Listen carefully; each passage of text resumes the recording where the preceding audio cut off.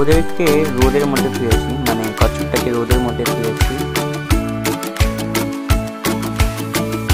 কচ্ছপের জন্য একটু পানি নিয়েছি আগে। এই পানির বোতলে পানি আনি কচ্ছপের জন্য।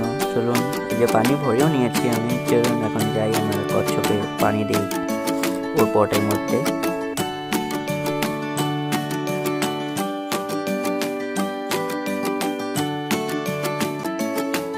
আর কচ্ছপের খাওয়ার জন্য আমি ওকে বাঁধাকপি দিব, কারণ আমার কচ্ছপ বাঁধাকপি খেতে অনেক পছন্দ করে আর কি।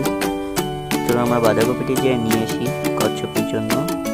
যে দেখতে পাচ্ছেন অনেক কচ্ছপের খাওয়ার জন্য আমি বাঁধাকপি রেডি করে রেখেছি আর কি। এখান থেকে একটি বাঁধাকপি নিয়ে যাই কচ্ছপের জন্য।